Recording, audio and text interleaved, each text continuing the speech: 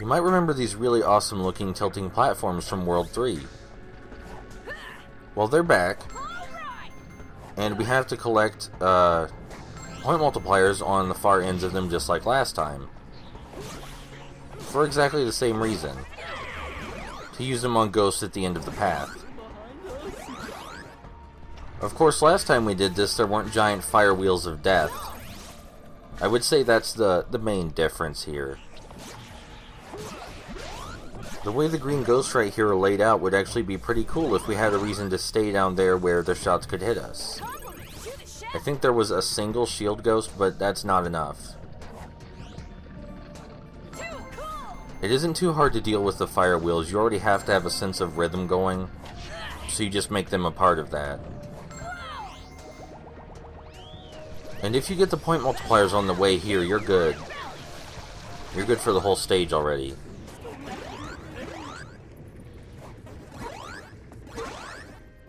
I cannot describe how uncomfortable the sound of these bats is in my headset.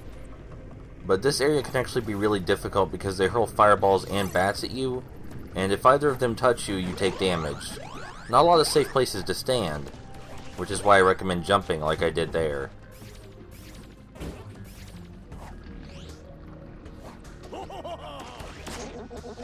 I like the stained glass window designs in the Netherworld. They seem to be a lot more frequent in the original game. Another area up here where the green ghosts are up higher than we are. There's more than a few enemies down here this time. If you absolutely have to use a scare with a shield ghost nearby, always eat the shield ghost first so they don't interrupt your chain.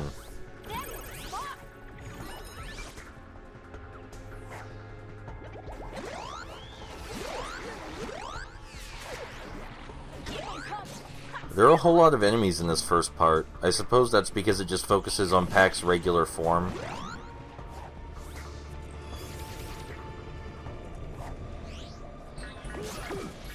We've officially entered the second half though, and you don't get any points for guessing which power-up we use here. In the original Ghostly Adventures game, freezing plumes of lava with the ice power-up was a thing that happened pretty early, but you visited the Netherworld twice in that game and only once here. I will say also that the original Ghostly Adventures game did a lot more with the lava mechanics, but that's because it was a lot slower.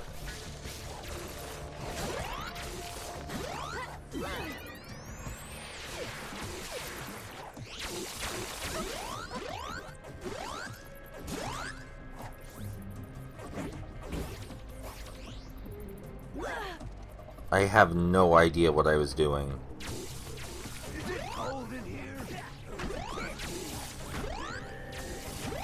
I do appreciate that in this game the ice beam fires a lot faster than in the original. Here's something actually interesting. Fighting two of these guys at once can be kinda hard, because they both lob fireballs at you at the same time. It would be neat if their fireballs melted that icy platform, but I don't think they could have been expected to program in that contingency. That's not something they probably ever thought would happen. You can see how this would actually be pretty difficult though, I assume.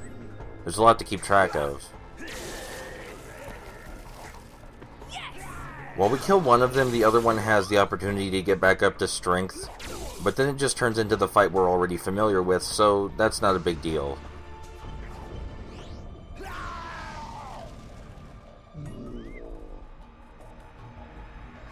Now, I would like to see a battle with 3 of these guys. That would have been pretty fun.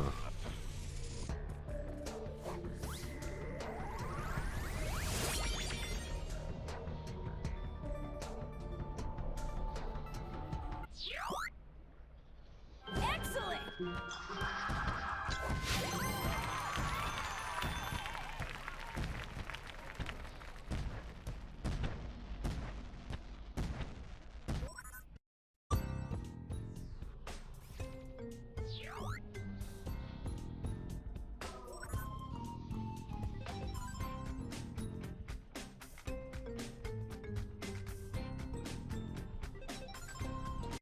A lot of the levels are named after what they do, but this one in particular is a really good example of that.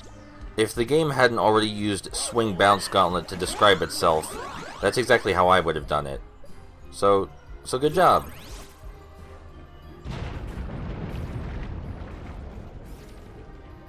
Please stop biting the vending machines past me. There's nothing in them.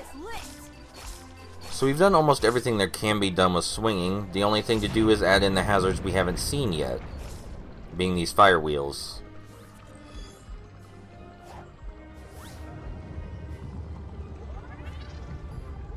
There was a new type of ghost back there, but I didn't get enough time to talk about him. Don't worry, we'll see him again. This giant glob of green ghosts over here can hit you very easily, and they probably would hit you quite a few times if the game didn't slow down. In this game, it's a lot easier to survive and kill enemies, but if they used some of these enemy layouts in the original game, that would have been pretty cool. Not necessarily in a bad way.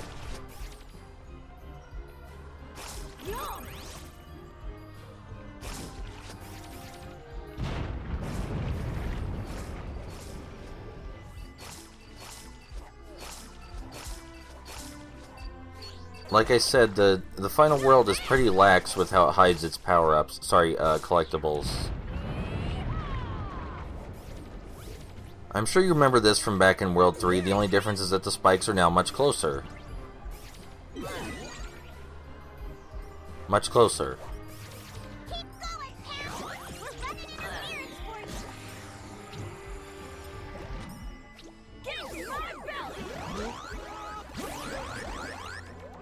You can't ask for a much better situation than a whole bunch of ghosts just lining up in a straight line like that.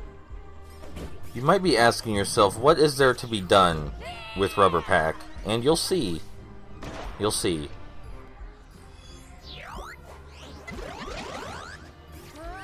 I turn off Rubber Pack's powers during combat out of habit, but the way he stuns enemies can be useful. It's just, I would rather use the scare.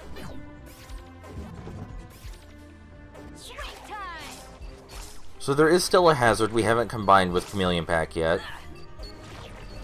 The Crushers. This might not seem like a big deal, but you do have to adjust your timing more than with the other hazards. And not do that for some reason. You can't get on top of these Crushers right here, and there's nothing on top of them, but every time I get to this part I try. And honestly, I don't know why.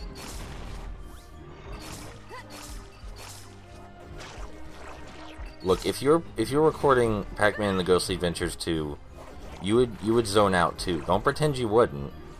I've got a spring in my sky to fly! We've already seen this before back in World 4. I say back in World 4 like we weren't just there. But that's not the highlight of Rubber Pack in this level.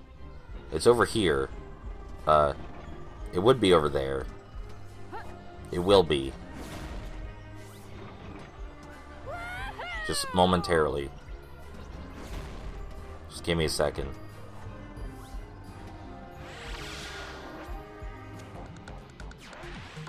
So you remember how the game combined the bounce pad timing with hazards, right? Well, this is that ramped up to the extreme.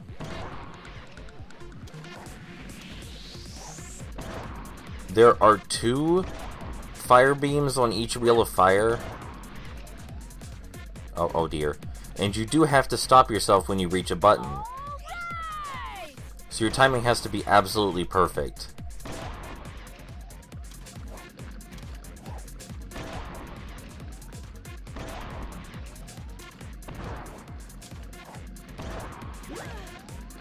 Really, you can only fall down once or twice here. And there's not a lot of room for you to stand, except for on the buttons themselves.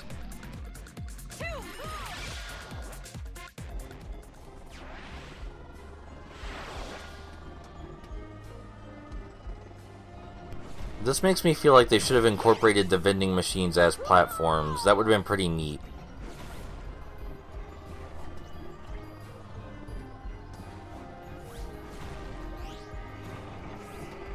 You've already seen me do this.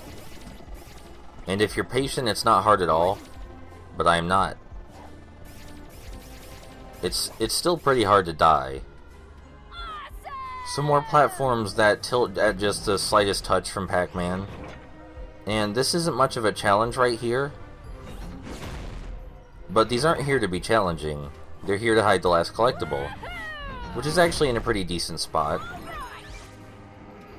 Now this is pretty cool. Before, when we did this wall bounce challenge, there were only hazards on either the left or right side, not both. So I approve of that. And this is a pretty awesome floor.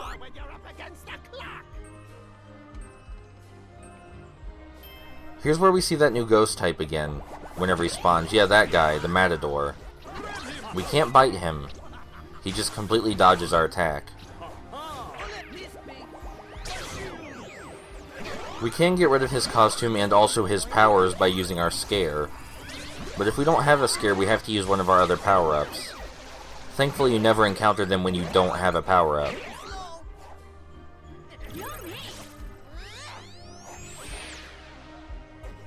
It doesn't matter what frame of his animation he's on or whether you actually chomp him, because you'll see right here my mouth goes through him. It just can't be done.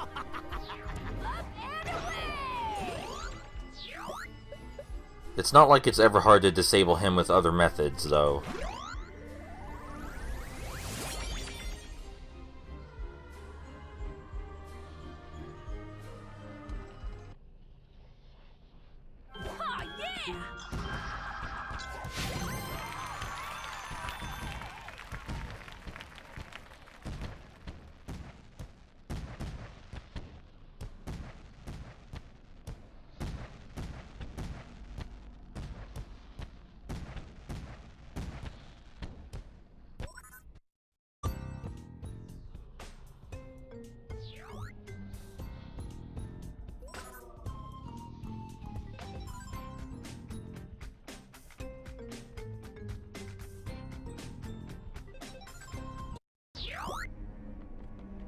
This is another Granite Pack level, and it really doesn't waste any time. Boop. And right in. This level bears a lot of similarities to one in World 4, the difference being that the layout is a bit more crowded, for the better I'd say. There are a lot more flippers, though you still don't need to use them.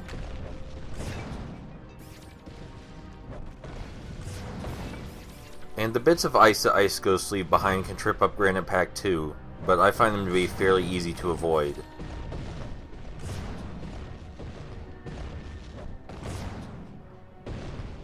Sometimes the slightest touch from your dash will destroy these golems, and sometimes you have to hit them like 3 or 4 times for it to register. It's a really strange glitch. And it is definitely not momentum related. I had thought that at first, but no, it's definitely not.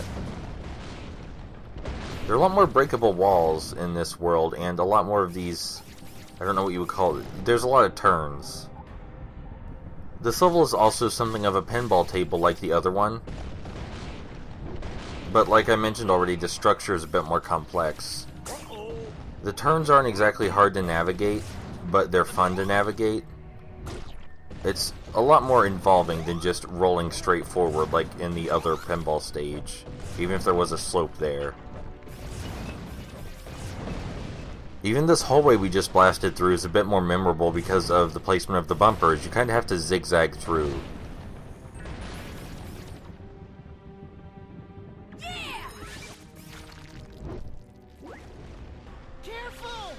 I find it funny that all things considered, the straight path is by far the more dangerous one. It's really not hard to control yourself on those turns. And the straight path has falling platforms.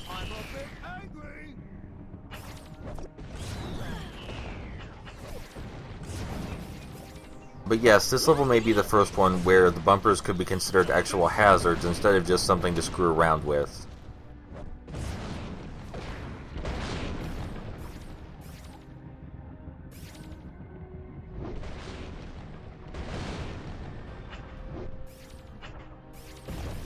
And here we reach the part of the stage that most resembles a pinball table. Even the layout of the pellets kind of resembles one. I wish they would have put more spiky helmeted ghosts right here in this particular area. That and the combination of the bumpers and ice ghosts would have made it pretty challenging. Just like in the last pinball level, there are offshoot areas that lead us to collectibles.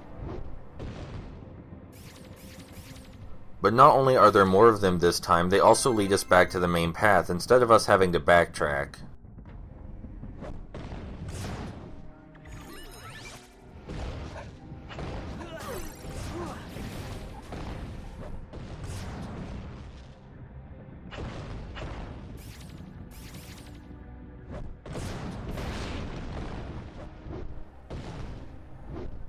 I guess you could complain about this level being really similar to the one in World 4, but I think the design here is a lot better. The level design, at least.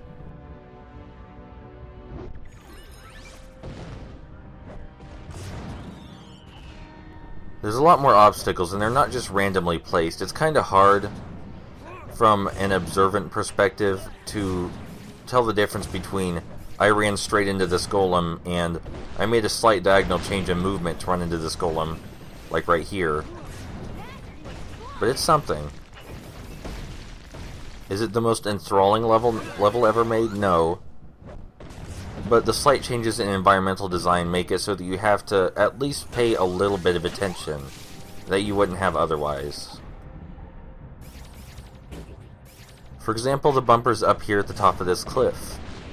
We can't just roll over all the ice ghosts in a straight line because the bumpers prevent us on both sides. So we either have to roll right past them or take them out horizontally, which is much more difficult.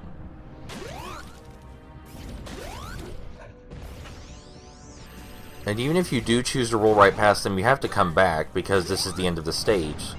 I also like the golem at the very end. It's kinda in a sniper role, being a nuisance while you're trying to take out the ice ghosts. To the ship.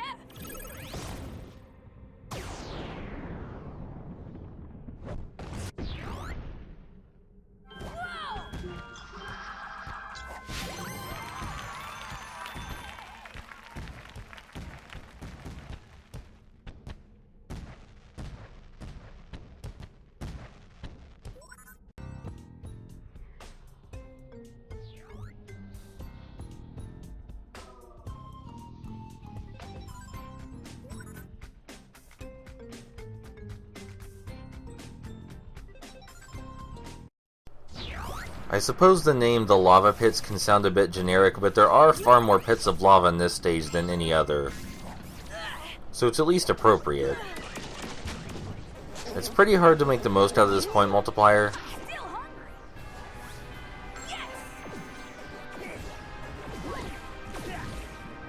Because of that. In fact, I mess up so badly here, I think I kill myself to start over. Yep. I have 98 more tries to get this right. Even if we're going to be here a while, it's going to be done.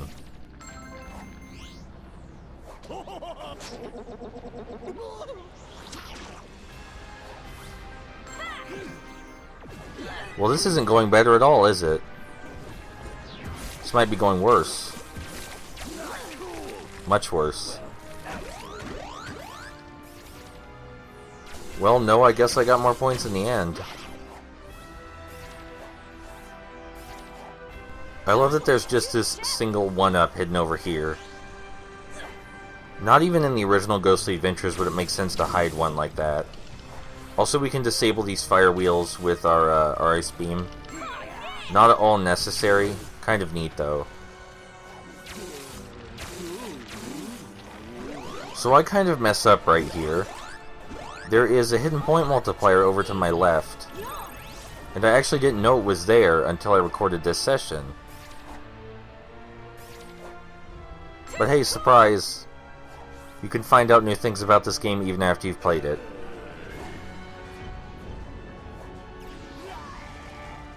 I mean, really, no matter what game it is, you're probably going to discover more things on your second run through. Though I think this is my third. You know, it's a completely useless detail that I know about. In the original Ghostly Adventures game, the vending machines couldn't be opened or attacked with the ice beam, but they can here. I assume it's another change they made to make this version, not this version, this game feel more arcadey. Where am I going? Where am I going? Oh, I know where I'm going. Smooth. Real smooth.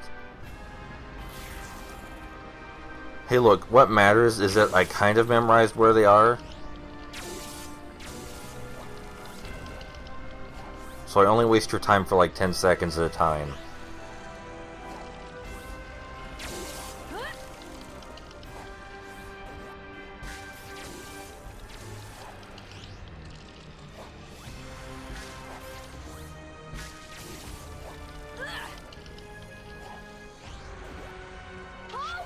Giving you a shield and 2-point multipliers is a little bit excessive for this few amount of ghosts.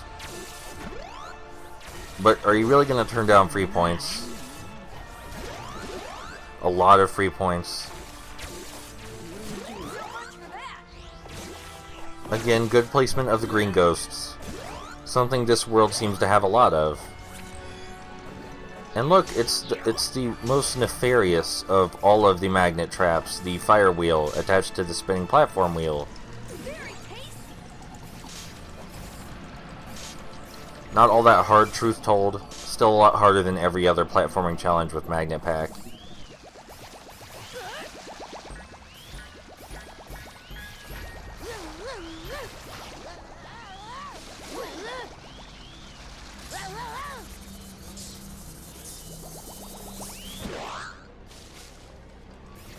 I said way earlier that I really like when the game puts you on a 2D plane and gives you a lot of obstacles to avoid. I think I mentioned that the last time we had something like this back in World 1.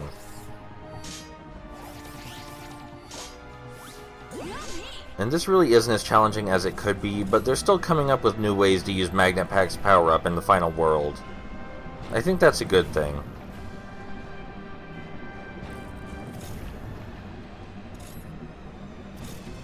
This game, as I said, since we've started, is not exactly challenging, but there's enough variety to keep it entertaining at the least. I don't know how long this game is, maybe 3 or 4 hours, I don't know. It doesn't get boring though.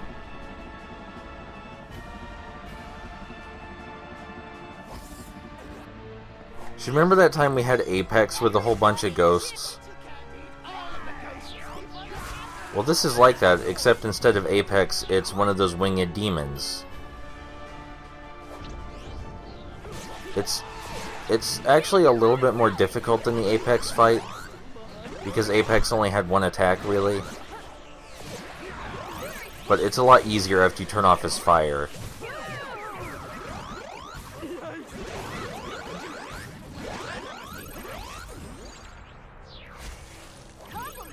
I can't even count how many times we've seen this demon mini-boss.